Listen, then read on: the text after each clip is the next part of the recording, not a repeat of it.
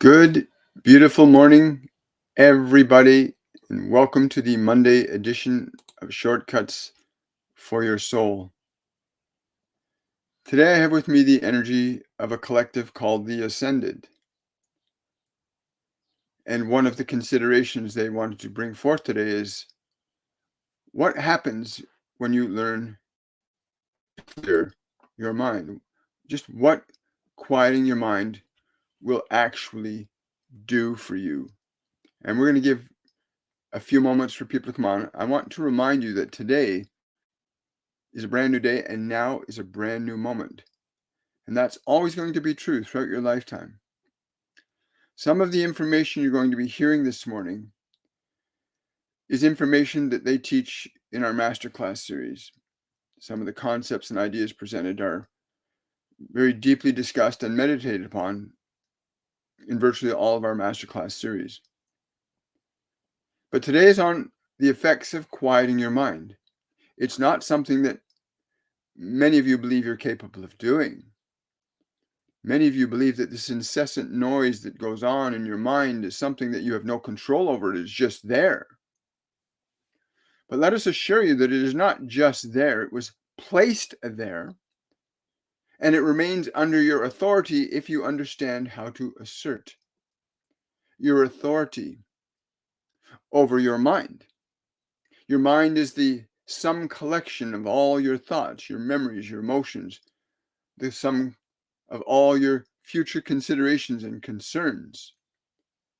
All the information that moves around your mind that you can observe, thoughts, memories, emotions, are under your jurisdiction in your mind and in your body.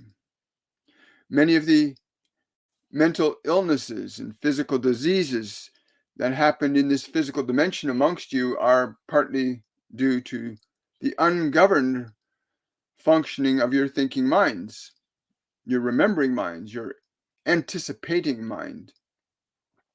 And learning to quiet your mind down becomes very, very important so that you can regain the natural, let us use the word, the divine equilibrium that is available to you. Divine equilibrium meaning you can be in a state of peace and calm and poise and readiness without the distractions of memory and emotion that go with an ungoverned consciousness. There are simple mechanisms for teaching your mind, and teaching your mind you must do. Your mind in and of itself cannot change itself.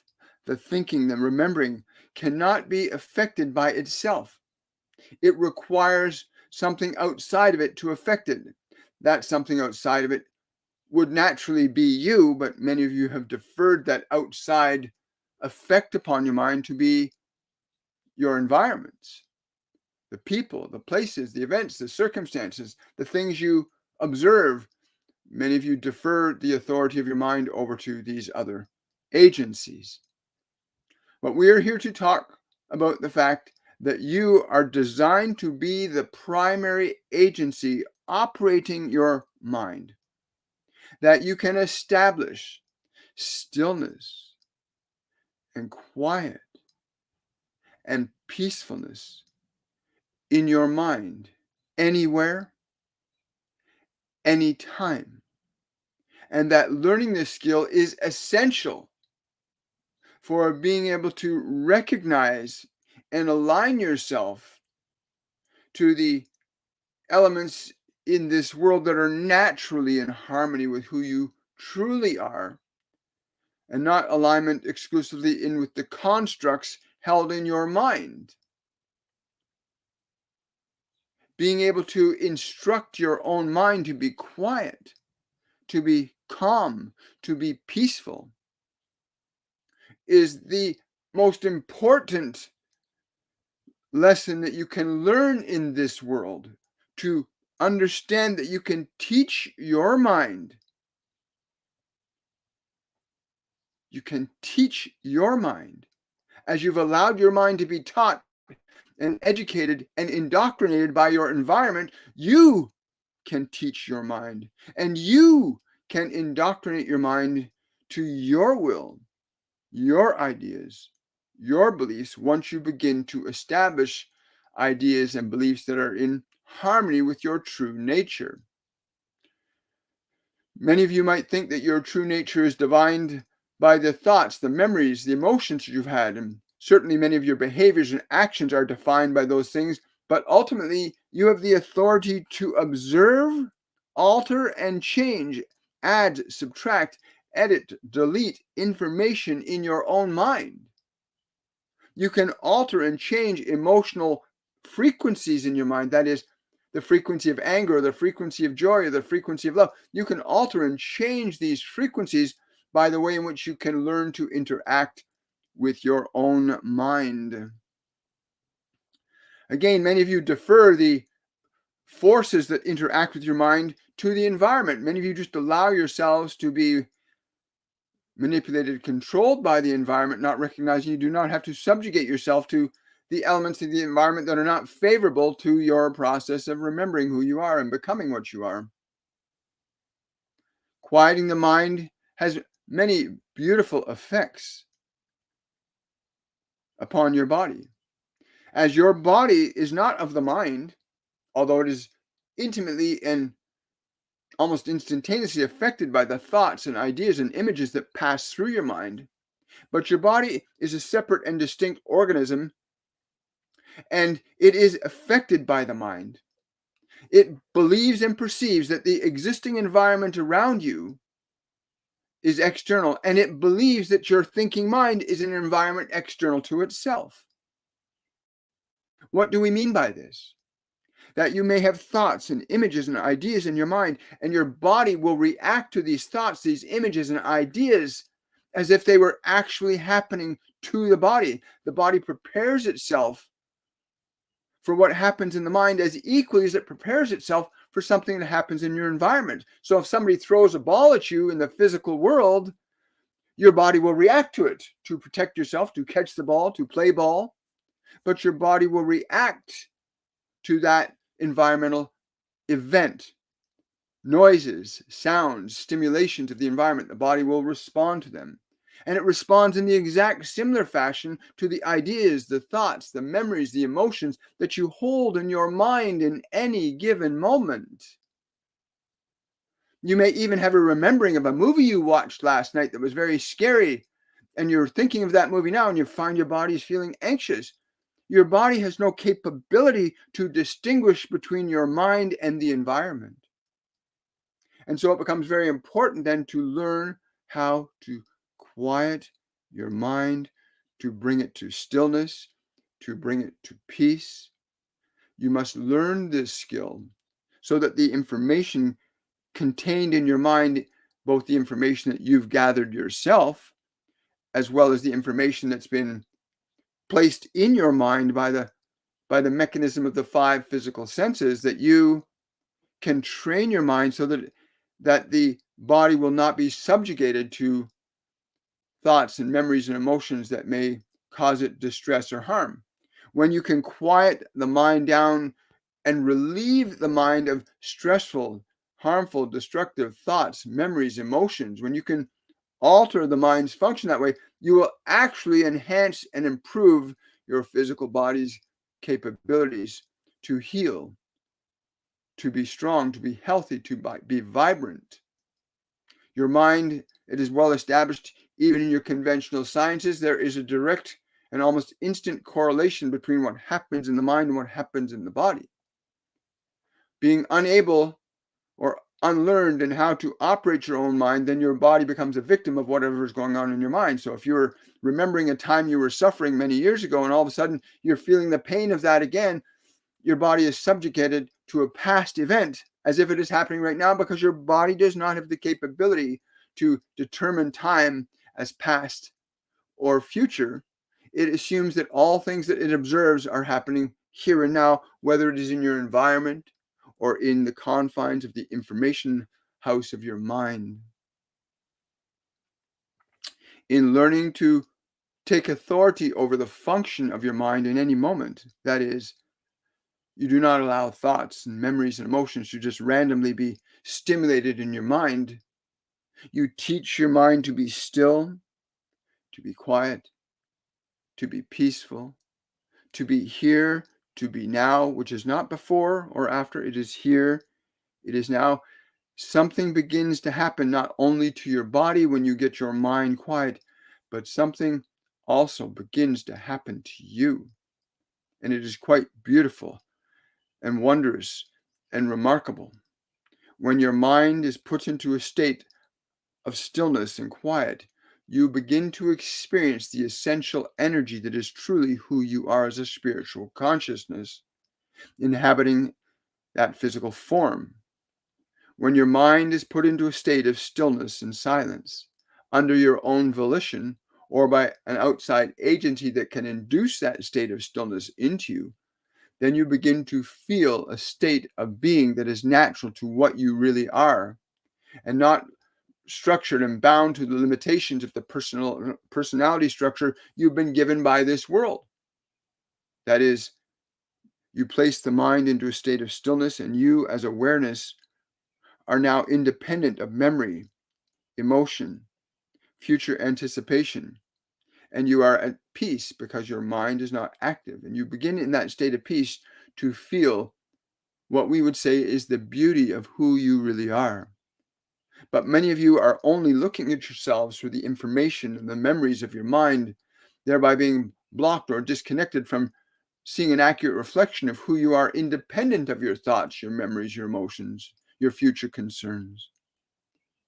However, if you are able to learn the skill of teaching your mind to be quiet, calm, and peaceful, there are techniques, many of them, that have been around for many thousands of years in your planet, that can give you the experiential techniques for inducing your mind into a state of stillness, which in turn will induce the body into a state of stillness. In that state of stillness, the body can repair and correct itself very quickly. And you get to experience the beautiful you that is the soul that you are, that came into this physical dimension to learn creation. It is not that difficult to begin the process of teaching your mind to be quiet in a good and righteous way. There are simple things that we have taught many. We've taught this one here, that you can make even a simple sound in your mind can begin to quiet your mind. When you begin to quiet your mind as a function of your own will, you begin to return yourself to a position that's independent of subjectivity to the contents of your mind. One of those wonderful sounds you can make that will quiet your mind down and give you the experience that you can actually make your mind become quieter is a very wonderful little sound, where you can take but a single finger and place it to your lips and go,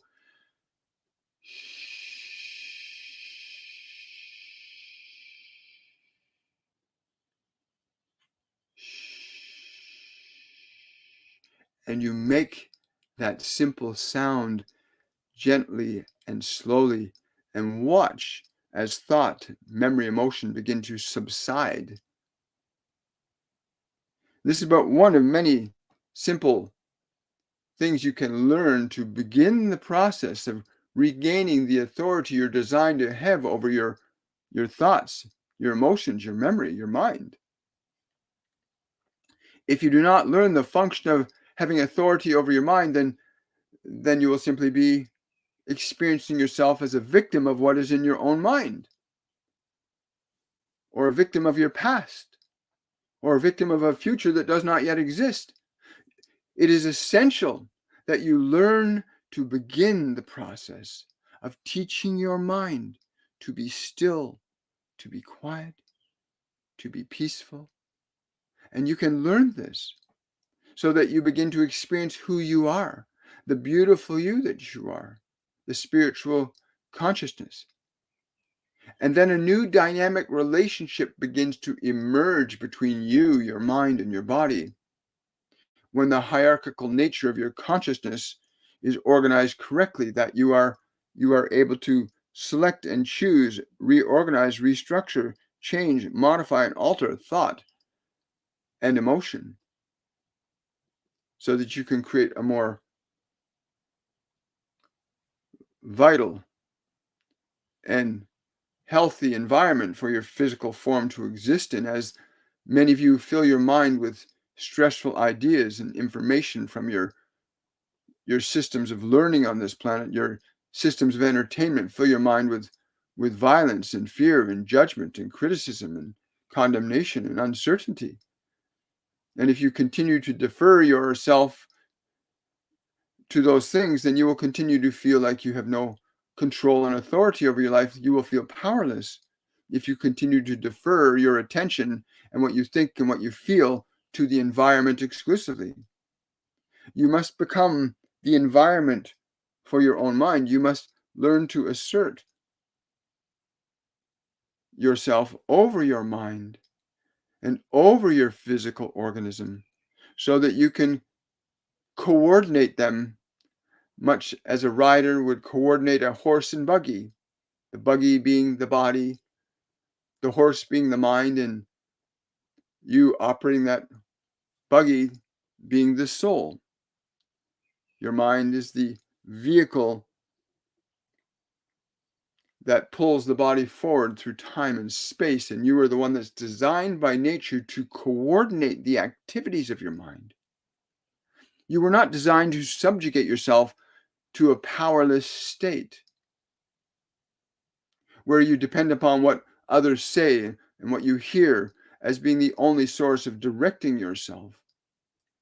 And if you are going to choose to defer your attention to outside sources, then choose wisely those outside sources that they might guide you correctly. If they teach you judgment and gossip, if they teach you anger and rage, they are not good models to follow, and they will constantly put stress on your body. When you focus on ideas of fear and anger, guilt and shame and judgment, these elements your body will perceive as it perceives them on the level which it is at. And so teaching your mind to be quiet, especially during this time of what we call ascension, is imperative for each and every one of you to realize that you are designed by nature to be the authority. Some of you might call it the CEO of your mind and your body, and not its subject.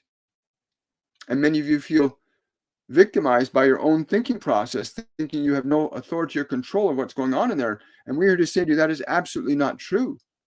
You can learn in very simple and easy ways to teach your mind to be quiet, to be calm, to be peaceful, where you as awareness can then be clear of the debris of the collage of the cacophony of thinking and remembering that goes on uncontrollably.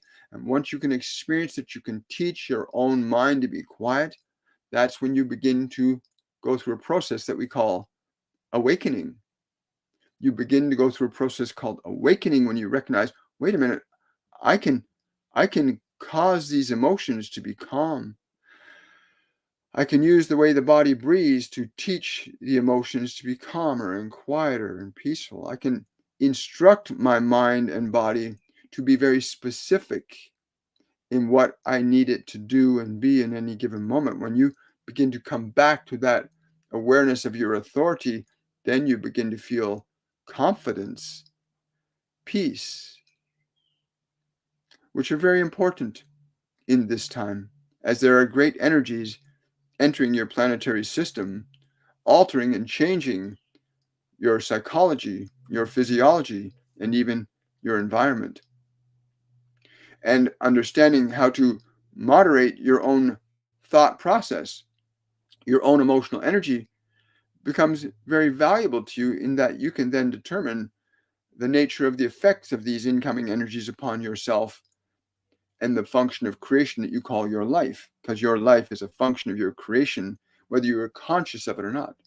And even if you are lost in your mind to the beliefs and ideologies of others, then the experience you're having is a product of that deferral of authority.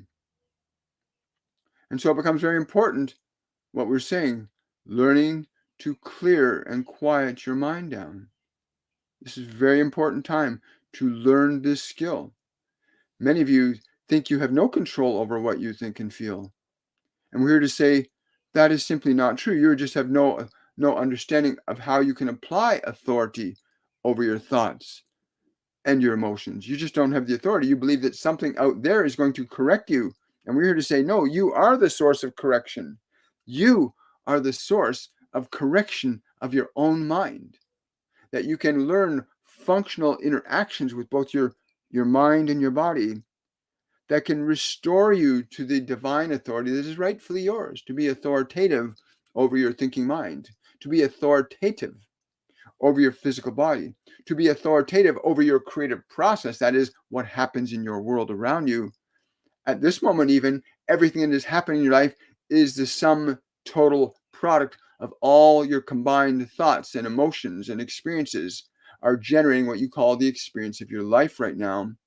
And once you have authority over your mind, you can change and alter. You can change and alter the course of your life. If you're unable to change and alter your thoughts, your emotional energies, then the course of your life will remain as it is. But let us assure you that there's not one amongst you that is not capable of learning how to alter and change the function of your thinking mind, therefore your emotional energy.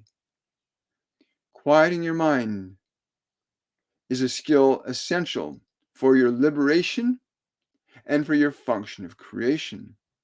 If you remain subjective to a series of ideas or beliefs that have been given to you or are being given to you without the ability to evaluate or analyze them correctly, then you will become subjugated to those beliefs and the effects that they cause. To remember that your true nature and function while you're in this physical dimension is love. That your true nature and function is love, but that what may be in your mind causes very different things to happen until you again learn the function of having authority over your thinking mind. There's a process that we call awakening, that you learn to teach your mind by simple things. You say to that loud thinking mind,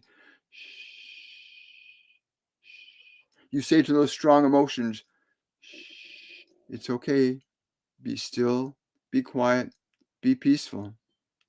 You can speak to your mind and it will respond to you. You can speak to your body, it will respond to you. You must learn to make a distinction between yourself and the thoughts and the emotions. The thoughts and emotions are not who you are.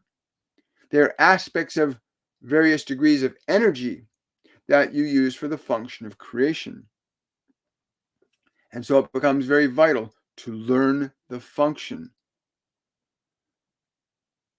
to direct and operate your own mind and your own energy, which is what your emotions ultimately are. The products of energy that are produced by the quality of thought that you hold and harbor in your subjective field. Being able to deliberately and effectively teach your mind to be quiet and calm and peaceful will yield great peace, reward, and clarity for you to begin to feel the natural state of freedom that is your God-given right to experience while in the role of a human being learning creation, which you are here. You are in a role. The body you are in is a role that you are playing, and you can change the role, learn to modify it. You see many of your so-called actors that come into your living rooms through your entertainment systems, and they play different roles. But who is directing the role? The individual awareness there can take on different roles, just as you are the awareness that can take on different roles, and you are in a role that you have taken on from this world. And as the actor can play this character and that character and that character and that character and that character, you can change the role of your own thinking mind, and therefore begin to change what part you are playing in your life. Some of you are playing the role of very wealthy, and some of you are playing the role of very poor, and some of you are playing the role of very healthy, and some of you are playing the role of very sick, and some of you are playing the role of happy and sad and angry. And at any moment when you begin to recognize and remember that you are not your thoughts, you are not your emotions, you are not your memories, you have them, and you can redirect them, you can change and alter and modify, you can create a new personality for yourself from the one you already have, because you are not your thoughts, you are the thinker. You are not your emotions, you are the feeler.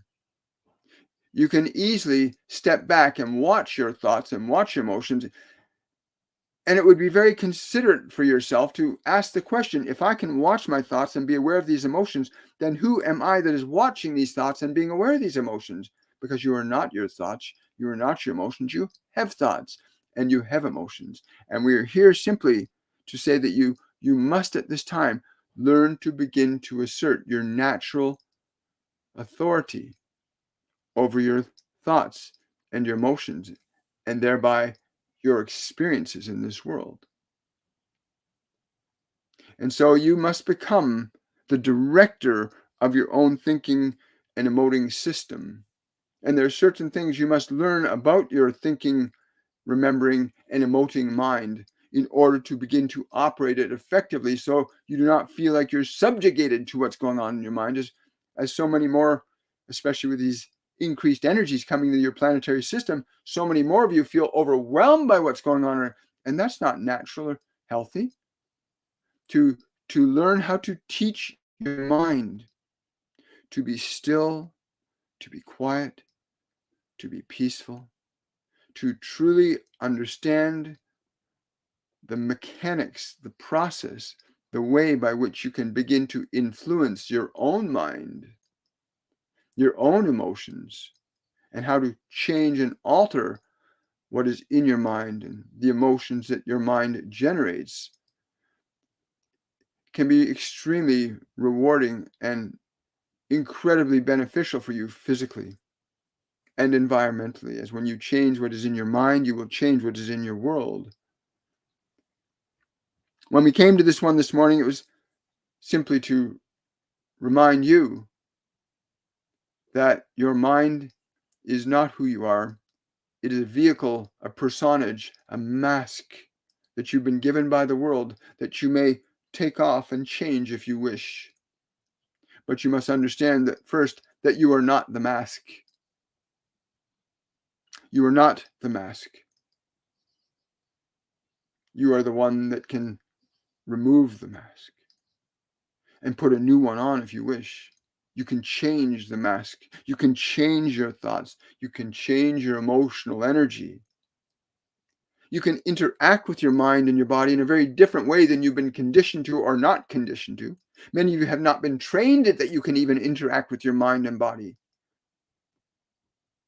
differently than you've been not taught to. But if you learn the function of teaching your mind and teaching your body how to follow your direction, to no longer just let your mind and body be something that you allow the world to make up for you, and then you find yourself carrying the burden of the anger and the guilt and the shame of your fantasies, of your entertainment systems that pour all kinds of suffering ideas into your mind. It is no wonder some of you feel like you are suffering inside, because somebody has poured ideas into your mind about suffering, about violence, about aggression, about not trusting, about not loving. Much of your so-called entertainment is made up this way. It is not designed to teach you to love one another. There are very few of your shows now that actually teach you this process. Most of your shows tell you that you have to wait for a hero to come from outside of you. And so you are powerless until that hero comes along. But that is a lie. But that is what you are being taught in a very sinister way.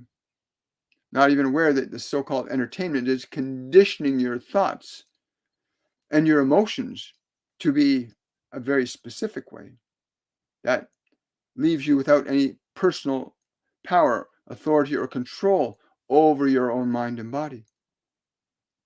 And you have a great opportunity with these energies that are bombarding your planet to take a quantum leap in your consciousness, in your life, once you can deliberately and intentionally be the architect of the thoughts and emotions that are in your own system of consciousness, then you move into the realm of being a deliberate creating intelligence, which you are by nature.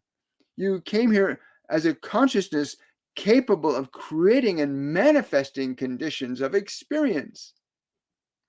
And all of you know this on some level.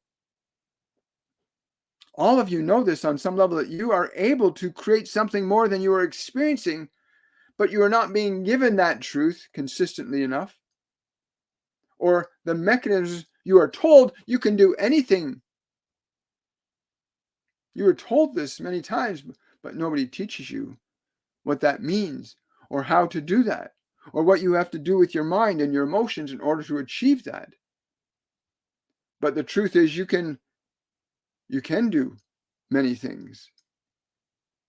You may not be able to do everything, but you can do many things beyond what you may believe that you can, once you understand how to re-educate your own mind, how to train it. And the first step is to teach your mind to be still, to be quiet, to be peaceful, so that you are not distracted by it and you begin to feel who you are again.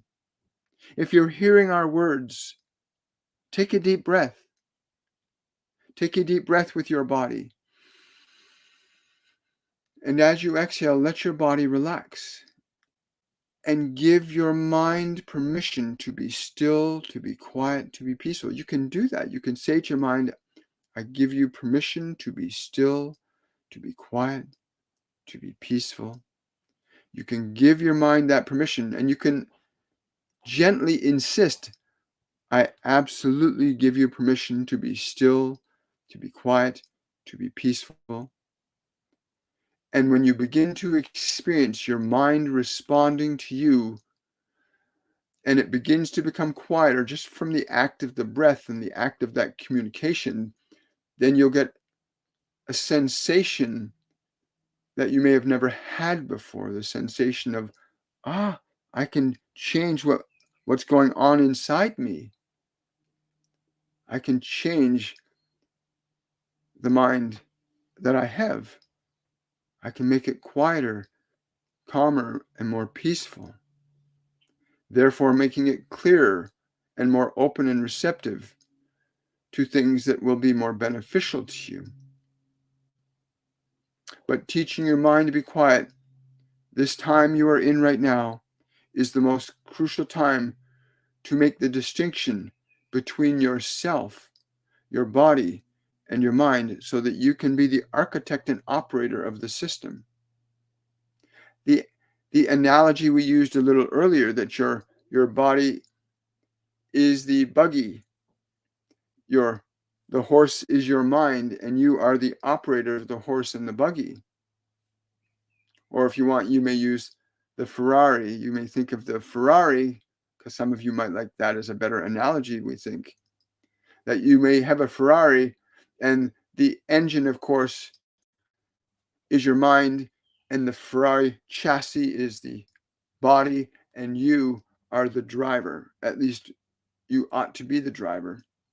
Remember that your mind and body are instruments that you are in possession of. You have a mind and you have a body to utilize in learning the function of creation. Our goal today was to bring to your attention and hopefully open you up to the possibility that you could consider that you can learn to no longer be subjective to the thoughts and the emotions that you harbor in your mind, that you can actually effect a deliberate and an intentional change upon them in simple and easy and effective ways. The benefits to your physical body when you learn to operate your mind consciously and intelligently, the benefits to your physical body are profound. As when you put your body to sleep at night, the body goes into a process called regeneration, tries to repair, rebuild itself. In the process of teaching your mind to be quiet when you're awake during the day, you teach the mind to be still, to be quiet, to be peaceful. You put the body into a very similar state of regeneration, which is why so many of your mystics and teachers and yogis and masters on this planet teach you to get the mind quiet, because the effects upon the body are profound and wondrous and regenerative. And you can become the architect of that regeneration. But again, many of you have been conditioned by your environment to believe that the need for fulfillment and happiness can only come from outside of you, by what you get from somebody, or what you get in terms of money, or the things that are outside of you will fulfill you. That's what you've been generally conditioned to believe. And so you find yourself bound to seeking in the world to find your happiness and fulfillment and peace out there. And there are many wonderful things in this world that can give you delight and excitement. But the real peace you are seeking is within you. And when you can establish that peace in your own mind and in your body, then your world around you will begin to change. Just as you can establish joy in your mind and body and observe the world around you change, as you can establish happiness in your mind and in your body, and you can observe that your world will change. As equally as you may be suffering and your world seems to be filled with suffering, the same is true for the opposite polarity of that, that if you're in a state of joy and happiness, that you tend to be experiencing that in your world as well.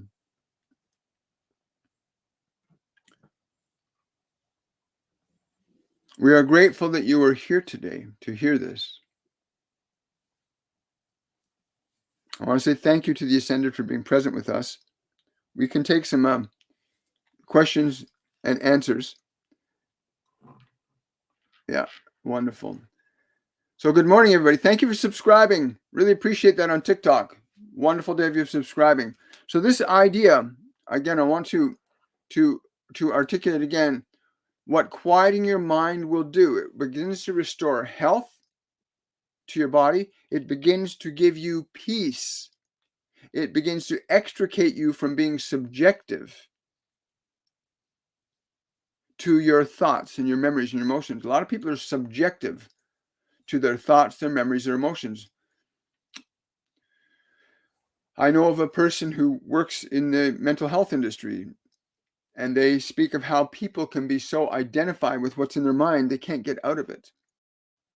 And when you become so lost in your mind, it doesn't mean you'll be lost permanently, but there are simple ways to begin to teach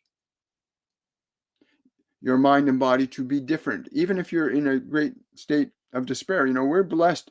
The Ascended and many other masters and teachers are channeled through me during our masterclass series, where we teach people how to operate your mind and body differently, how to deal with your emotional energy differently, because you did not come here to suffer.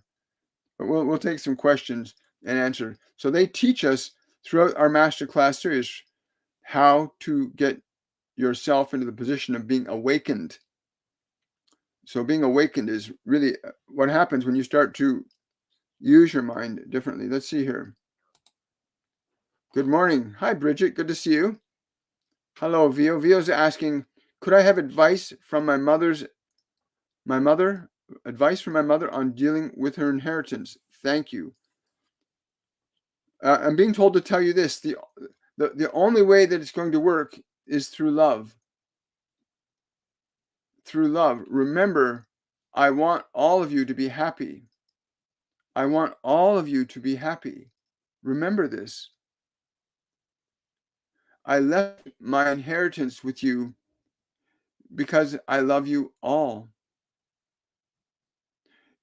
All of you in the way I do. Wow. With love. Somebody's saying I'm getting younger. That can happen. Is channeling, great question here from somebody. Is channeling similar to being the back seat of your car? No, I wouldn't say that. it's like being in front of a great musician or composer and watching them on stage and being awed. I don't feel like I've taken a back seat. I'm an active participant. In fact, sometimes information will start to come through and I will stop it because I don't feel that it might be beneficial in the context of the information being presented. But no, it's not like being a backseat driver. It's like I'm in the front seat. I'm right with you. And we're going down the highway at 160 miles an hour. I have absolute confidence in your capability. When I channel these beings, I have absolutely no uncertainty in me about what they're going to say or do. I have absolute trust in them.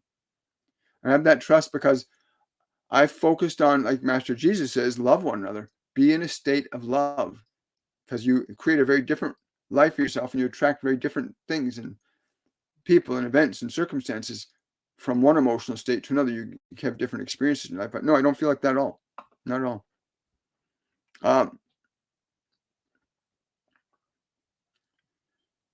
That's called vertigo, Drusilla. What's happening with my eyes when I cross and I become dizzy? You're reorienting your eyes. You know, if you took a pair of glasses, I don't know when the experiment was done, but if you take a pair of glasses that turns everything upside down and you wear those glasses, your eyes will actually adjust and turn everything upside right again. And then you take the glasses off. It's a period of time. I think you have to wear them for like a week before the brain fully adjusts and sees everything the way it's supposed to. And the same thing happens in reverse when you take those glasses off. So when you're closing your eyes like that, when you cross your eyes like that, you're actually cross-wiring the information in the brain. The left is going to the right is going to the left. And it causes a form of vertigo.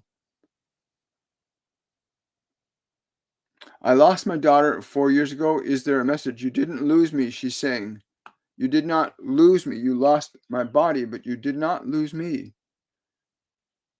I don't know why, but she's showing me she's showing me like 12 balloons in her hand. They're all different colors. She's letting them go up. Yeah. So she's saying what you need to know, she said, it's time to let her go so she can go to where she needs to. She says she's still been with you, but she's been concerned about the grief that you've been stuck in. So it becomes very important to release yourself from the grief. She's not dead. She's just not in a physical body. And it's important you understand this. Like if you close your eyes right now, just close your eyes, take a deep breath, and just feel your daughter. Like ask your daughter, just think her name and say, come close to me. Do that right now. Like close your eyes, take a deep breath, relax your body, and just ask your daughter to come close to you, because she can't come as a physical body. But if you are tuned without trying to see a body, feel her energy. I'm being told she's approaching you on your right side right now. That's where you're going to feel the energy coming in on your right side. And you'll feel the vibration of her love that's going to impact you. And know that when a person leaves the body, when the body ceases to function, that doesn't mean that soul is dead. It simply means the form through which they can communicate in this physical world is no longer functioning. That's like a radio set. When this radio is broken, the signal that comes through it is still there. You just don't have a vehicle to transport that signal. Mediumship, the practice of mediumship, allows you to access information beyond the 5 sensory self. That's one of the things that I've learned over these last 5.5 years, that I can close my eyes, I can tune into different frequencies of energy that are not physical and feel the presence of beings like your daughter, right? Or the other person's mother. It's a beautiful thing that you can learn to tune your awareness to different realms of perception.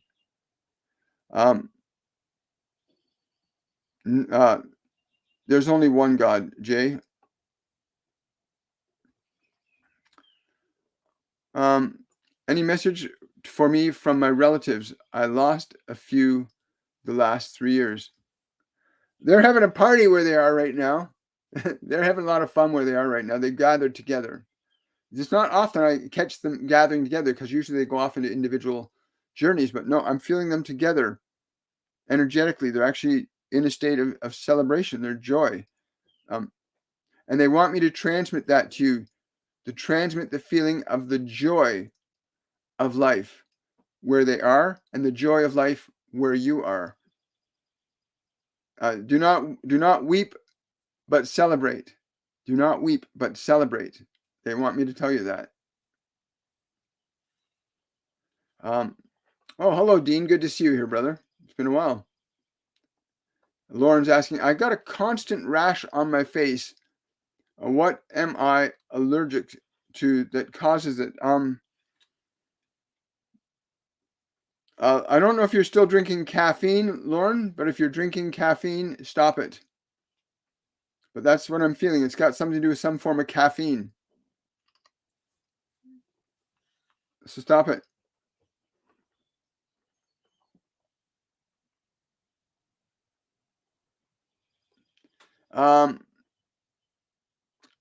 Someone's asking, whenever I take pictures, orbs appear in my pictures. Are they beings or just a light reflection? Thank you. They're both. They're both. They're both. There are moments where it's actual being trying to connect with you energetically. You need to learn to meditate. Like, take some time to learn to get your mind and body quiet so you can tune into the energies that aren't of the world. You know, like I said, when people leave the physical body, they still exist as a form of energy. But most people perceive reality only through the 5 physical senses. As a result, because you think you can only see, smell, touch, taste, and hear, and yet the visual spectrum is only like 5% of what you see with your eyes is visible to you. No, 2% of what you hear is only visible to your ears. So there's this whole other spectrum that you can teach your awareness to perceive. You can teach your awareness to sense beyond the sight, sound, smell, touch, taste realm. And you can sense your guides, your angels, ascended masters, your loved ones. There's different things you can learn to sense. And even those orbs, you can sense them in the presence around you. Sometimes I see them flying right by me. It's really beautiful. But sometimes it's the camera. Sometimes it's being trying to connect to you.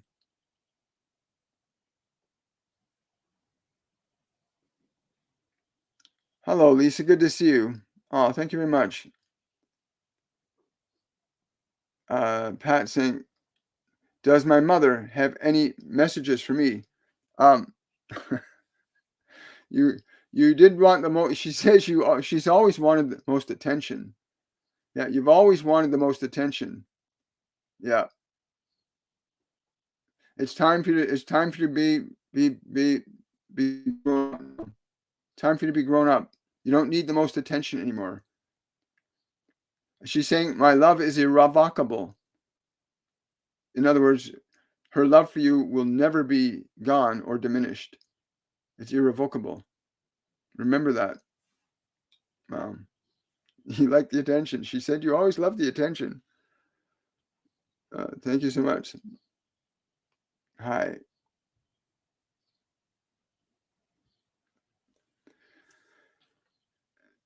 Does my mom approve of Ashok? I miss her. I'm getting a pullback on that. Are you meaning that? No, she's just saying to go forward carefully. Go forward carefully with this. Use your discernment. She says you have a tendency of letting your feelings determine your choices rather than your reasoning. Yes. And observing what's actually going on. Do not let your emotions make decisions for you anymore. Yeah, she's saying that's been a real problem for you. You make a lot of decisions from your emotions, not from reasoning. Hi. If you want to know more about what your mother's saying, you can also book a reading with me. If you want, it's because, again, when you guys ask a question, I get a small packet of information, but there's this whole other realm of information that wants to come through. And out of respect for our time, I can only provide a little bit of that information.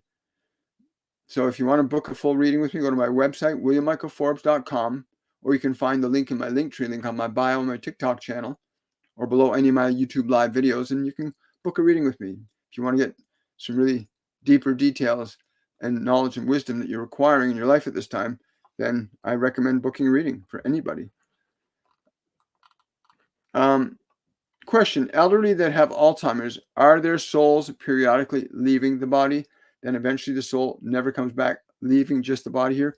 Absolutely, Teresa. That is a real thing. That is a real thing where people that have conditions where memory issues are, they're in a process of departure from this dimension. Some of them will leave quickly, some of them will leave slowly. There's a bunch of variables. Some of the common variables I've been told about are sometimes souls that when they're concerned about the people they love, they'll hang on and they'll leave gradually and slowly because they're concerned about how you're going to handle their transition from this dimension. If you've got somebody like that in your life and you're not trying to hold on to them, but they think you might need them, you can say to them, if you need to go, I'm totally okay with that. I love you. You owe me nothing. You owe the world nothing. I had that experience with my father in a different way where he left in seconds after I told him he didn't owe me or anybody anything. He left in seconds. It was an amazing thing to watch. So yes, it's a real thing. People can gradually leave. Some people will hang on to their bodies because they're concerned about their children. I worked with this woman who was terminally ill with cancer. Her children called me. She was in Princess Margaret Hospital on Church Street in Toronto. And the daughter said, is there anything you can do about her cancer? Is there anything you know? And I said, I don't know. I'll go talk to her. So I went and I spoke with her. And what we got to is she had this terrible fear that her children would not be able to manage with her. Now, all of her children were like in their 40s and they had kids growing up and some were in college and university. And I said to her, well, your kids will do fine without you because look at, they've got their family. We just looked at the logic of it. We just looked at the logical reality because she had this belief that they couldn't take care of themselves without her. That was her belief. And she'd been terminally ill for 2 years, holding on. And then after we got to that awareness, she just started to glow. Her face color went from this sallow yellow color to this beautiful glowing pink color. She was just like so happy. And I left. And literally an hour later, I get a call from the daughters saying, we don't know what you did, but our mother, we've never seen our mother that happy in so long, and she just passed away, and we're so happy about that.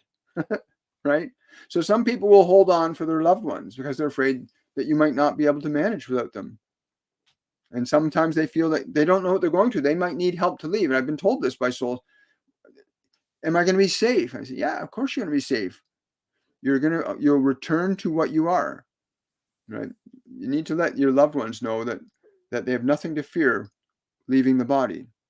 There's nothing to fear leaving the body. All right? Yes, I know. I won't discuss that. And somebody was just saying to me that that it's important you consider there are other elements of what you think and feel and believe. And if you hold on to a lot of anger, rage, judgment, you've been angry at people, you've been mean or vicious or harmed life, there's a different experience than somebody who's just afraid of what they're going towards. There's very different when you leave this world in a state where you've done good and when you leave this world in a state where you've done not so good. It's very important you understand that. Thank you so much. Yes. Hi.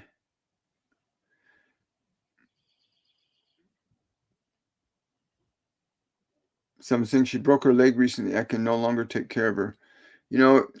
It's unfortunate that our family systems, the family unit was very important and has been since time began on this physical dimension. The unit staying together in love and harmony and caring for one another.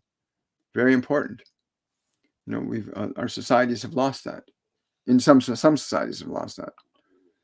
I know in Mexico, the family is still very important.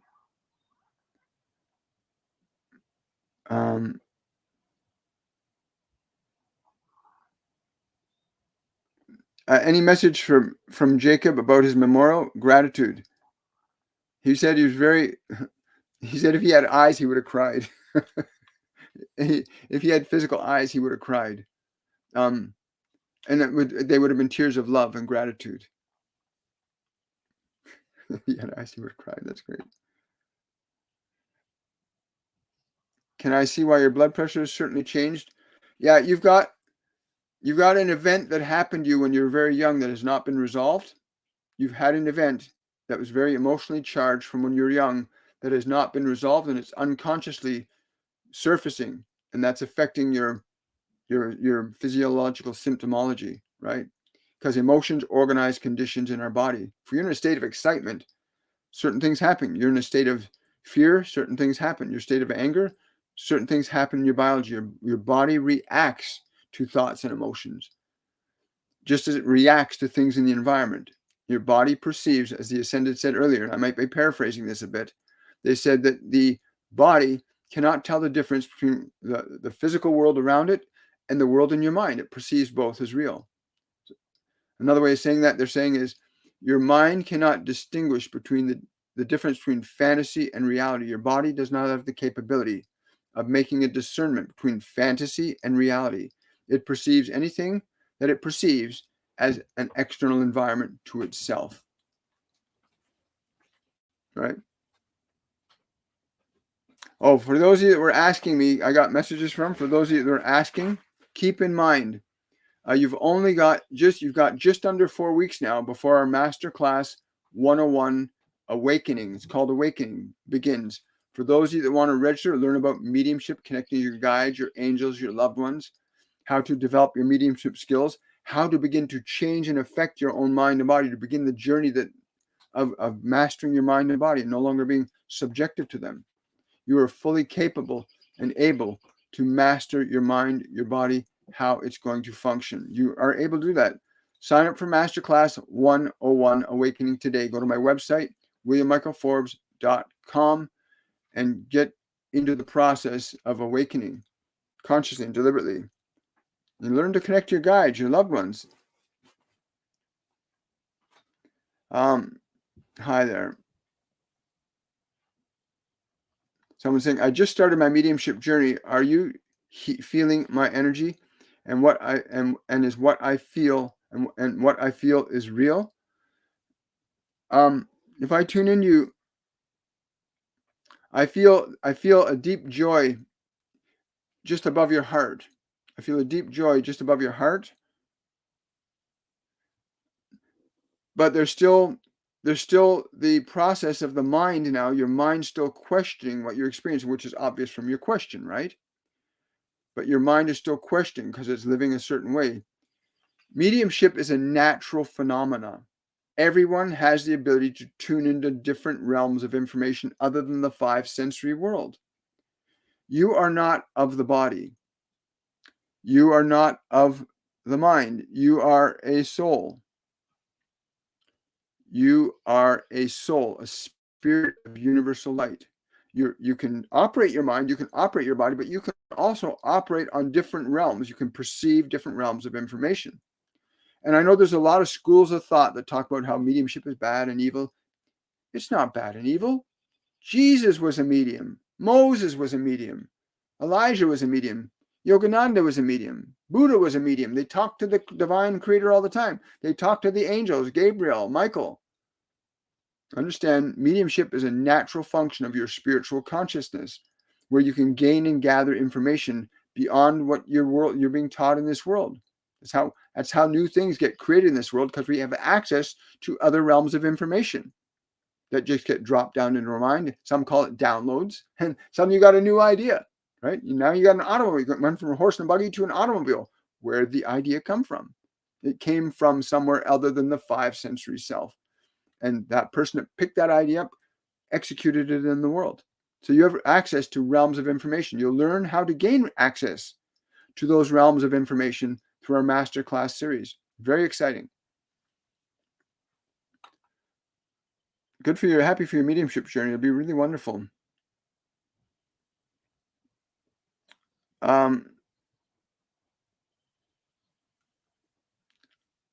That's okay. You didn't catch that. Were you born able to see and sense? And if so, when did you become truly aware of this voice? I had many experiences, but was not conscious of them throughout my whole life. And it wasn't until 5.5 years ago that I really began to recognize that I've been guided most of my life. And unfortunately, I ignored most of the guidance I got and ended up into all kinds of trouble. But my guardian angel, John, was the very first time I actually heard a voice speak to me. And it was the time I was ready to jump off the Bloor Viaduct in Toronto. And he just simply said, stop, as I was about to put my foot over and fall. He said, stop, get down off the bridge, go to the payphone, call this phone number, ask for this man. He'll help you. And I did that, and it changed my life. The man that I went and saw, of course, when I told him about the voice speaking to me on the bridge, he said, never mind about that.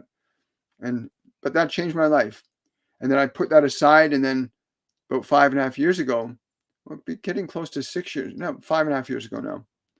And 5.5 years ago, I had an experience out in Grossmoor, Newfoundland, with my wife. And we're driving through the mountains in Grossmoor, and this perfume smell fills the car. I smell, I go, honey, there's this beautiful smell filling the car. And then I hear a voice saying, I am the mother. And there's a voice speaking to me saying, I am the mother. And she says, who is it? My wife says, who is it? And I said, I think it's Mother Nature. And she says, I cannot speak through you unless you pull over. And I said, it's saying she can't speak to me unless I pull over. So we did. We pulled over somewhere. And my wife then had a 45-minute conversation with her mother, who had just passed away 7 days before. And from that point on, I've been seeing fairies and connecting to ascended masters and other multidimensional beings. And now I understand where some of my ideas came from. You know, where many inspirations I got were given to me by my guardian angel, Master Jesus, Buddha, Yogananda, different collectives, the Ascended, the Divine Collective. There are many different beings that we can all communicate to, but you have to learn to do that. Sometimes it's a series of events, but ultimately every single one of us is born with the ability to see other dimensions. We're born. Everybody is born into this world, but you're able to perceive many dimensions. What happens when a person gets born into this world, the stimulation of the senses pulls your attention away from all these other worlds, and you collapse your awareness down to this one body and the 5 senses. So you forget all that other stuff because you're lost in the flesh. Master Jesus talks about this all the time when he says you've got to get out of the flesh. You've got to not leave the flesh, to get out of being lost in it. And Buddha talks about that. Many of the ascended masters talk about this process, but we're all born in alignment with all these realms. You're just collapsed down to the perception that you're just a body with 5 physical senses, and what you think and remember is all that there is to you, right? And that's not true. But we're all born with it. I'm not more special than anybody else. I'm just born with what everybody else is born with. I've just been blessed and fortunate enough to have that activated before I left this physical dimension. And that, again, that event, 44 years ago and 5.5 years ago were the 2 key pivotal moments where I had glimpses of it. Now I'm fully aware of it. Right? But we're all start off aware of it. Children talk to spirits all the time. But that's a great question. Thank you. No, she's not with you all the time. Yeah, but she does. The dog does see her. Yes, quite frequently. When you recognize that, close your eyes. When you recognize the dog is seeing your sister, close your eyes and don't let your eyes and ears see. Let yourself feel her presence. Many of your loved ones you think are gone will often come to you when you think I miss them so much. That's the moment they're actually interacting with you, and they're trying to connect you energetically. And when their energy interacts with your energy in your body goes to the memory of them. And now you're in a memory of missing them. But if you can pause, put the memory of them aside and feel the love and the communion that they're trying to engage in with you, it's a wonderful thing. It really is. I have that happen with my dad and other beings that connect to me.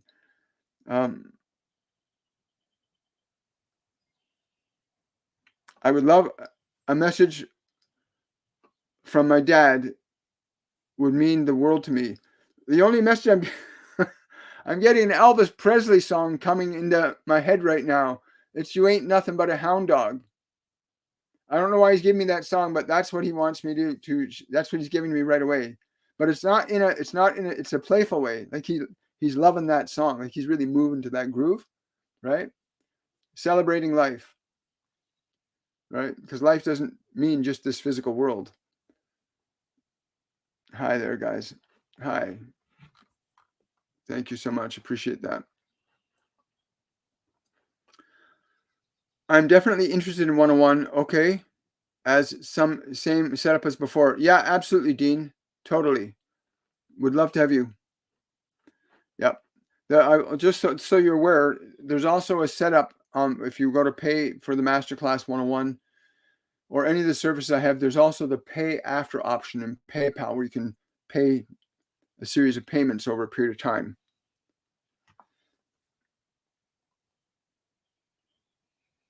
How can I assist my ex-husband with healing? I've tried.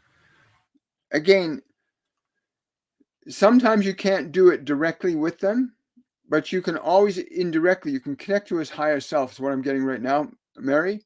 Connect to his higher self and communicate to his higher self that it can now receive, experience, and elevate itself to joy. It can now receive, experience, and elevate itself to joy. Just communicate that telepathically to his higher self. Because you have a physical self, you have a mental self, you have an emotional self, you have a spiritual self, you have a higher self. You have different degrees of consciousness, right?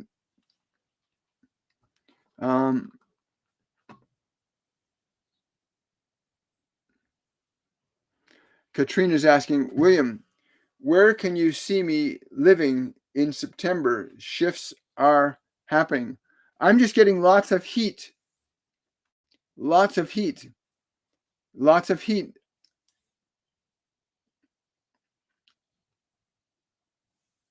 And again, when I tune into that heat, what comes up from the heat is Indonesia. Indonesia. There's a place in Indonesia in September.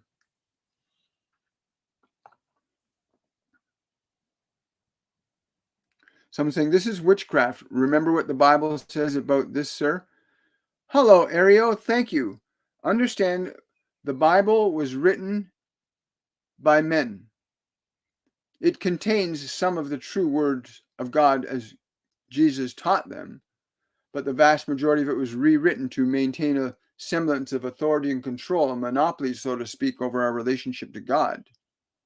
But I also want to remind you that Master Jesus himself spoke to Gabriel, spoke to Michael, spoke to God. He was in communion, as did Moses speak with God and the angels. There's no witchcraft in channeling. Witchcraft is a word that was conjured up to instill fear in people, to keep them away from expanding their consciousness beyond the conditions of limited living by religious ideological systems that want to maintain authority and control over vast numbers of people, never allowing them but terrifying them to venture beyond. So they put a priest or a rabbi or a minister between you and God is within you, and even Jesus talks about that. So no, I don't agree with that. Sorry, it's not witchcraft. It's a natural function that we all possess to commune with the angels, to commune with God. It's witchcraft, from my opinion. It's not good, which is it's negative. If you start communing with darker forces, lower vibrational entities, which a lot of people are doing today, and you can see the evidence of that in the world: war, famine, greed, avarice. These are people being guided by lower vibrational entities, right? But no, there's nothing like that here.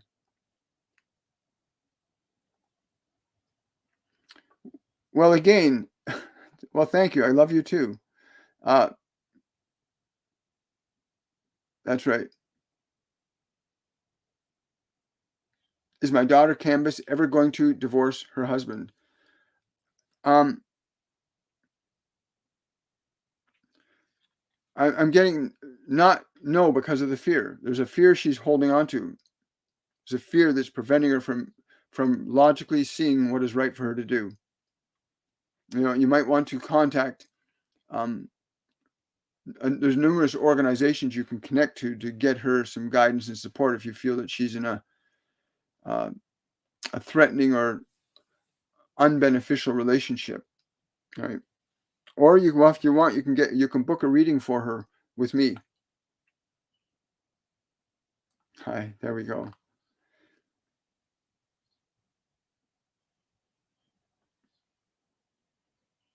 Someone says, I'm 0 for 3 in the last month. That's a strikeout, and I've been a patron for years. Hi, Animo. Well, we had our last Patreon-only live event just a few days ago. It was quite remarkable, and I hope that you come out to the next one. For those of you that aren't our patrons, we go live on the 7th of every month at 7 p.m. and on the 21st of every month at 7 p.m. We have 2 different tiers of patrons. There's a level 1 tier and level 2 tier. Level 2 tier can participate in both events. Level 1 tier can participate in the one event. So if you want to join up for private Patreon, where we can do one-on-one live readings and we can do sessions, and it's a really beautiful thing. You can sign up. Patreon.com/William Michael Forbes is the address. I can put it up on the screen for you if you're on YouTube. Let's see, where are you? There we go. There's the Patreon event and Patreon address right there for you. Thank you so much. Thank you.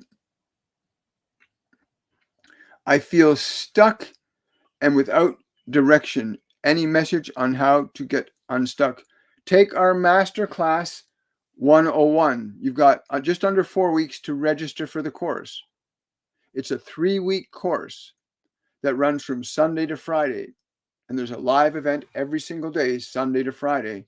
And I can assure you, it's more than just learning about connecting to your guides and angels and mediumship. It's also about learning to operate and run your own mind and body, how to begin to change your emotional energy. This is a masterclass on awakening, which means you will get unstuck. And I can assure you that. We've had many people come through our masterclass series that were in very, very unpleasant situations that are now thriving and living most exquisitely in their lives. It's a beautiful thing. Masterclass 101 Awakening. Go to my website, WilliamMichaelForbes.com, and you can sign up there for it. Yes, he does. Oh, we're all caught up there. That's good. I'm already signed up for the masterclass, William. That's wonderful, Jenny. That's great. I don't remember things like that, but they're there to be seen. You'll be on the list anyway. Let's see.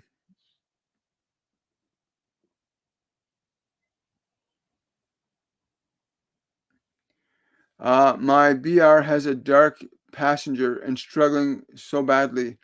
I know there's a lot of possessions going on the planet right now, and you need to learn to shift your energy from fear to love. If you want to help other people, you got to teach them how to shift their energy from fear to love.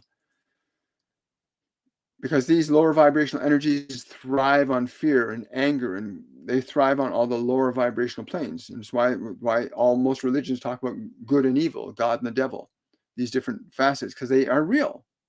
There are beings that are of love and there are beings that are of fear. So you want to really, if you're dealing with somebody who's got a possession going on, they need to be willing enough, and you need to be knowledgeable enough to instruct them on how to release these things from their consciousness. It's not that difficult if you have the proper knowledge and the person's willing to release it and willing to follow instructions. Because if you can't follow instructions, you can't make a change, right? If somebody told you that by picking your left and picking a glass up and taking a drink of water, you're going to quench your thirst, and you said, well, how do I know that's true? If you don't follow the instructions, you're never going to quench your thirst, right? Thank you.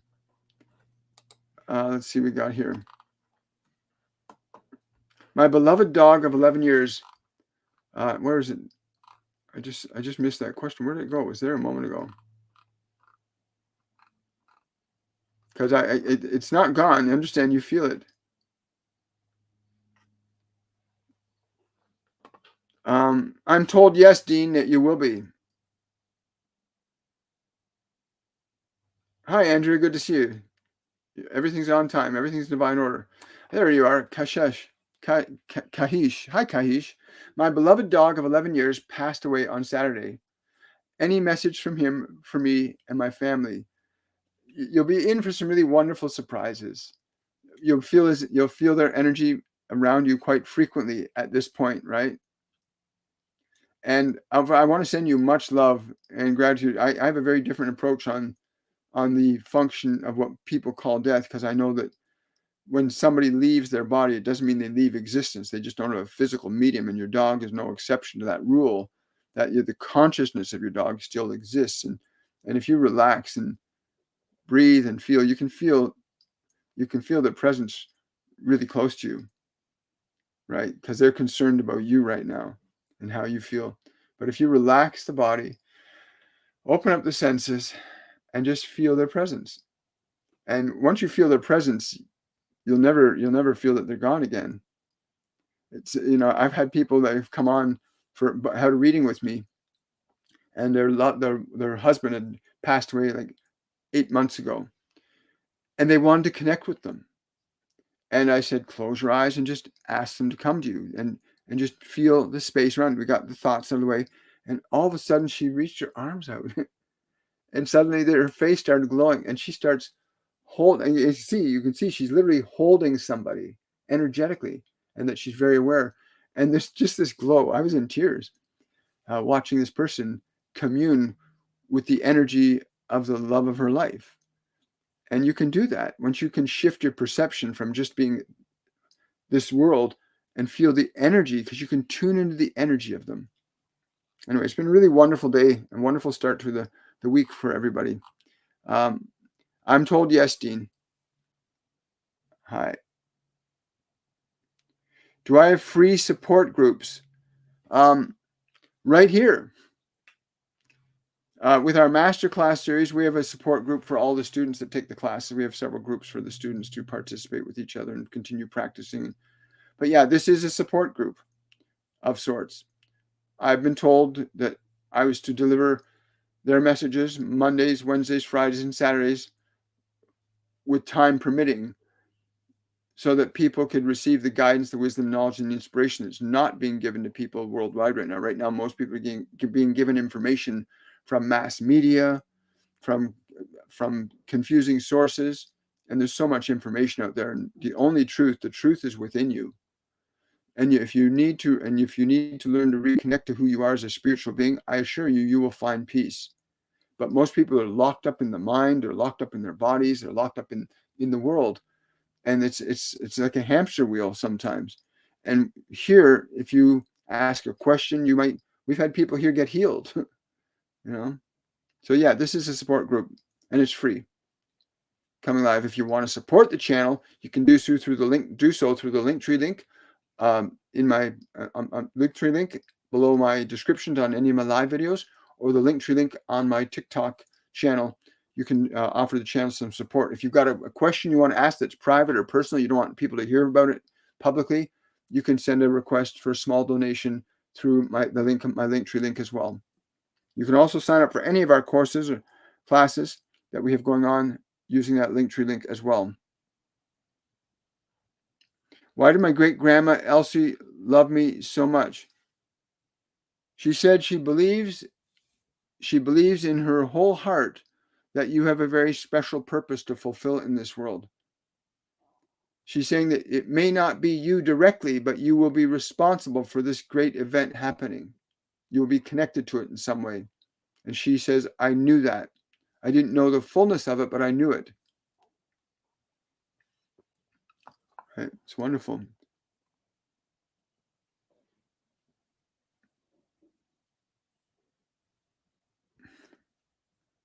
Aloha, William. So thankful for any messages or guidance from my past loved ones. Aloha.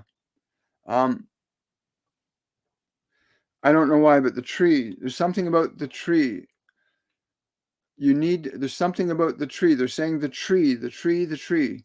They're chanting this, the tree, the tree. Go to the tree. Go to the tree and be. Like, this is exactly what they're saying. Go to the tree and be. Wow, that's pretty cool.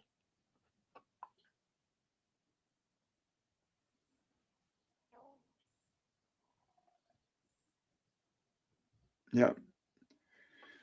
One of the ways in which my readings work is, you book a reading with me. It's either half hour or 1 hour reading. And you create a list of 10 questions before the reading. You don't send them to me, you bring them to the reading.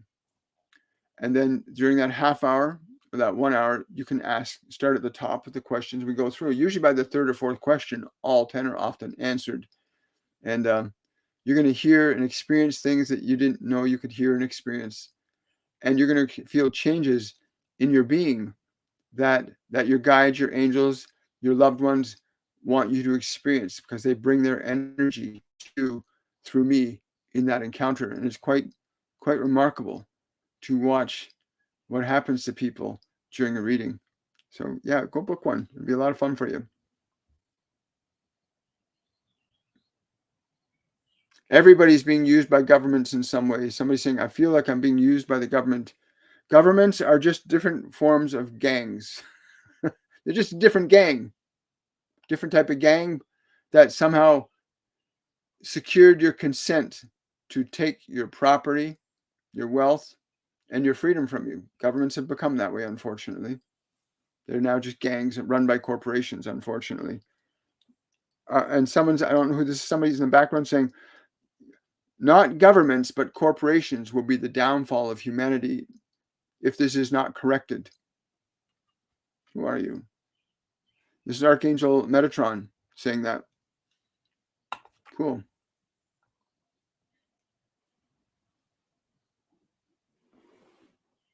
Will my sister Kaike win in the dance contest at Delta Park next weekend? I get a strong yes for that. But they're laughing because they say, you could ask questions that would really be important to your life. Why would you not ask questions about your greater happiness? Well,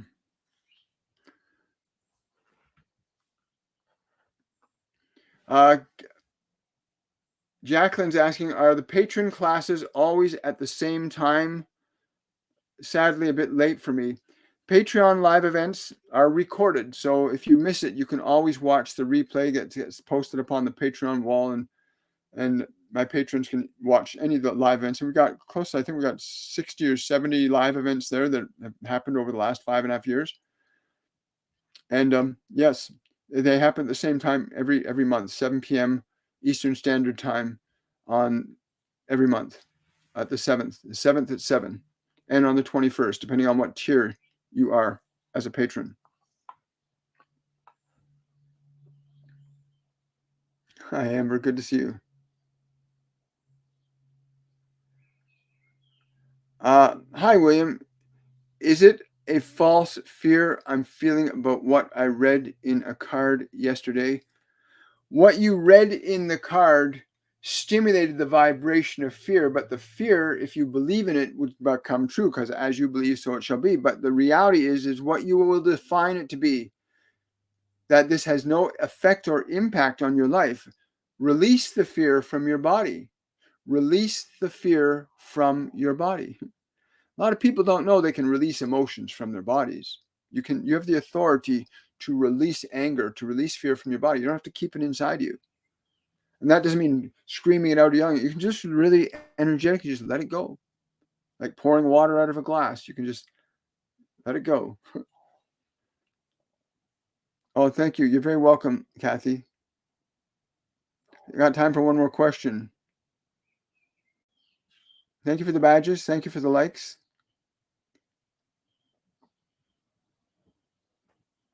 Oh, thank you so much.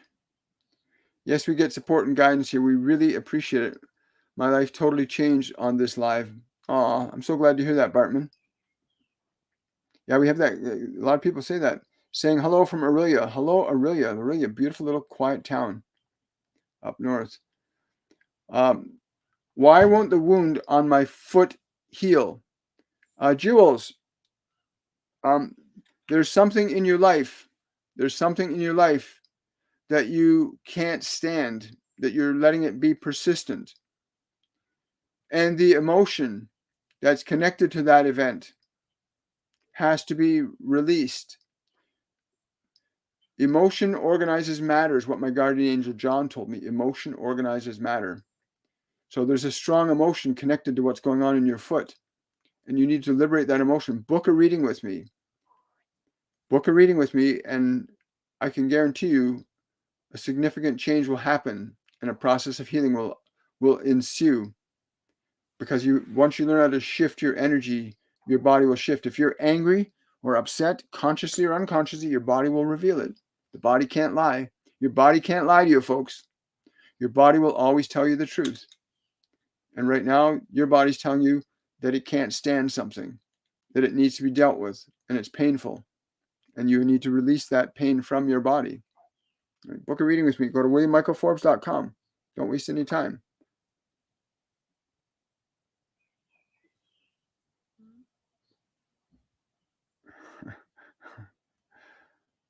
I'm in dire need. Please.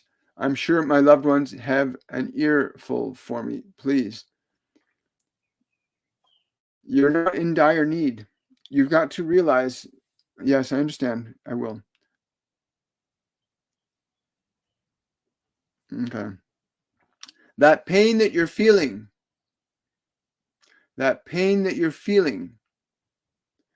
needs to be corrected. They want you to know that their love remains unbroken, but your pain prevents you from feeling it. Your pain and your fear prevent you from feeling their love, which would blow you up. Like, close your eyes right now. Close your eyes, take a deep breath, and just ask them to extend their love to you right now and feel what happens in your body. Do that, and do that regularly. The other thing you do is you can book a one-on-one session with me. It's a really good idea. And you can go into the deep details, and we can liberate you from that thing that's keeping you in that situation that's not very pleasant right now. Right? You got to shift your energy. Question from Drusilla. Is there something I need to know about Fred's retirement and what we should do? Have fun. It's not a retirement. It's a resurrection. Stop calling it a retirement and call it what it really is. It's a resurrection for your lives. It's a resurrection, a renewal, a revitalization. The energetic connotations that have been put with the word retirement are not beneficial.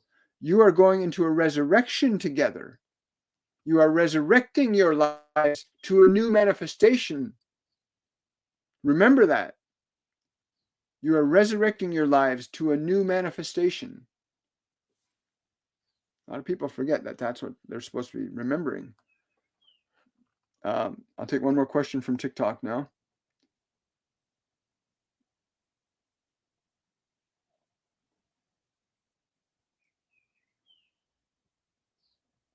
Anything on all the troubles I'm having in this life? Again, book a reading. For those of you that have really struggling right now, book a one-on-one reading with me. It will completely change your life. I cannot stress that enough. Your guides, your angels, the loved ones that want to communicate with you, the spiritual beings that want to assist you on your path will come through me and guide you in a way that you didn't know you could be guided. You'll get guidance that's literally out of this world, and it's the truth. It's not from this world of man. Thank you so much. So I've had a great time with all of you this morning, and I'm not going to get to all the questions today, but if you have a question that you must have answered, use the Linktree link below any of my live videos or on my PayPal, on my TikTok Linktree link, my profile. You can click on that link, and you can ask a single question if it's really important. You can also book a one-on-one session with me through that Linktree link, and you can also register for any of our upcoming masterclass. You have less than 4 weeks to register for Masterclass 101 on awakening, which will help you connect your guides, your angels, help you to heal your mind and body to a degree, and begin to get you back on track to the spiritual path that you came here to walk. I want to wish you all much love. Thank you so much for coming out today. Have yourselves a wonderful and a joyful day. I will see all of you guys on the Wednesday edition of Shortcuts for Your Soul. Bye for now.